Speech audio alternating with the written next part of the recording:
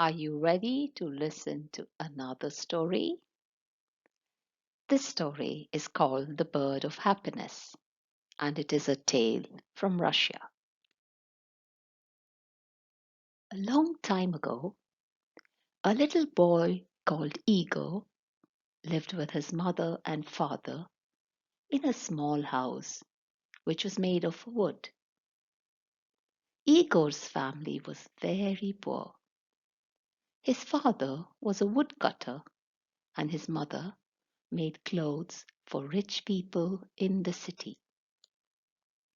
Their house was in the middle of a large forest in the north of Russia. In summer, the days were long and the forest was alive with the sounds of birds singing to each other. Igor's father taught him the names of the different birds, and the boy soon knew all their songs. But in winter, the days were very short and there was deep snow everywhere. The forest became quiet because the birds left to spend the winter months in warmer countries. One winter, Ego became ill. His mother made special food and drink for him, but he only got worse. The doctor from the city came to see Igor and spent some time talking with the boy and looking at him.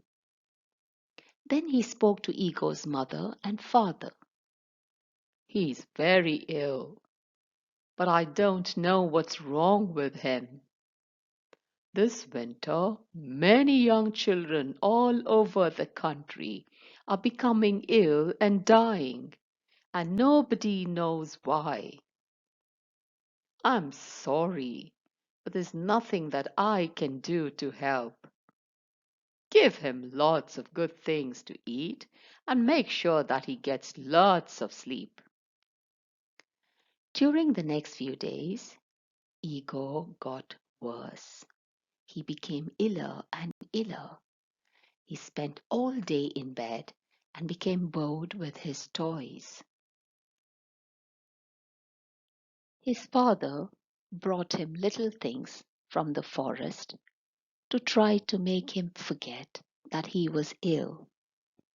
But he was not interested in anything. His face became white and he didn't want to eat. Sometimes at night he had a fever, and then he dreamt that he was flying above the forest, looking at his family's little house far below him. One morning, after a very bad night, Ego woke up and found his father looking at him.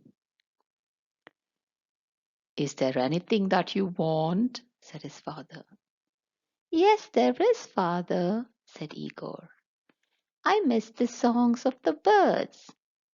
Could you catch a bird and put it in a cage for me? If you put the cage above my bed, I can listen to the birds singing and remember the sounds of the forest. Of course, little Igor, said his father, smiling. I'll bring you your bird tomorrow. But he knew now it was winter, there were no birds in the forest. This was the only thing that his son wanted, and he could not give it to him. Perhaps you could make him a bird out of wood, said Igor's mother. You could use one of those little pieces of wood that we usually burn on the fire.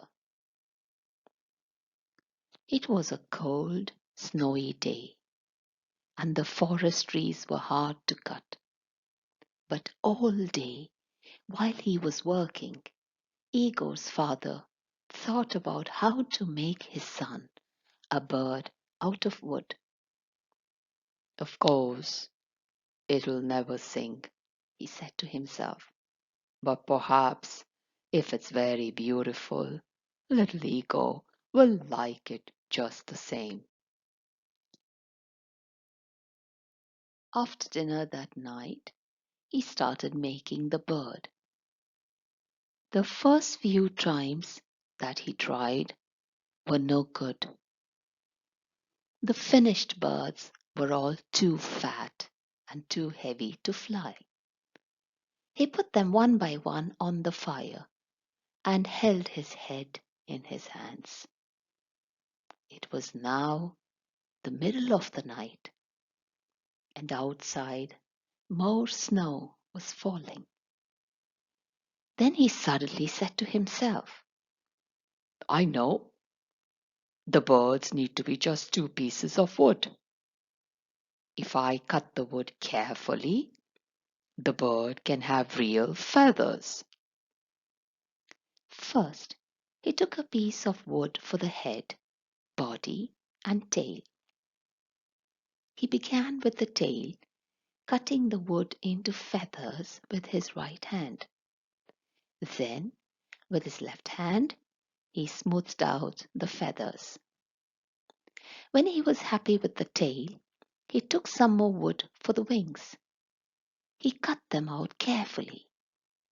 It all took a long time because sometimes the feathers broke and he had to start again. But in the end, he finished it. While the sun was beginning to come up, he showed the bird to his wife. It's beautiful, she said, but it's not ready yet. She took a needle and some thread and carefully sewed the ends of the tail feathers and wing feathers together. Soon the feathers were all together, just like on a real bird. Then she tied a long thread to the middle of the bird's back. This way they could hang it above Igor's bed. They looked at the bird together. Now that it's ready, said the woodcutter, I'll take it into little Igor's room. Igor was asleep. Very quietly the father hung the bird above the boy's bed. He stood back and looked at it. The bird turned slowly on its thread. The woodcutter went happily to his bed to rest after his long night's work. Later that morning, he went back to Igor's room. The bird was turning slowly above Igor's head. His son was watching the bird carefully. There was a light in his eyes for the first time in many weeks. It's beautiful, father, said Igor. Thank you. But I've never seen a bird like it before in the forest. What is it called? That's a good question. I'll find out and tell you later. The next morning, when the woodcutter went into his son's room, he found the boy sitting up in bed, trying to touch the bird. The last time that Ego sat up in bed was many weeks ago, he thought. So what's it called, father? The boy asked.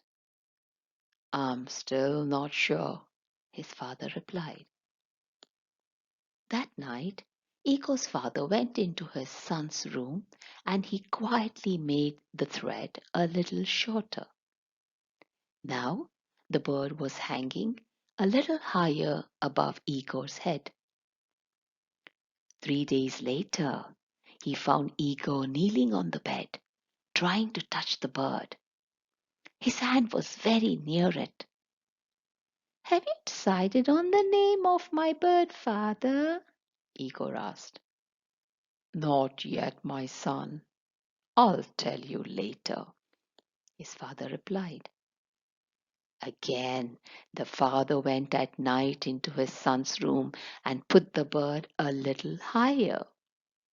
5 days later, Igor was standing on the bed and nearly touching the bird.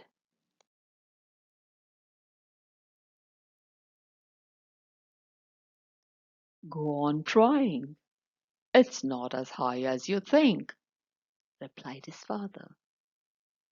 And when will you tell me its name? Very soon, my son, replied the father. 7 days later, Igor's father was cutting wood when he heard strange sounds coming from the house. He ran quickly to his son's bedroom. Igor was jumping up and down on his bed, laughing. Above his head, the bird was going round very fast.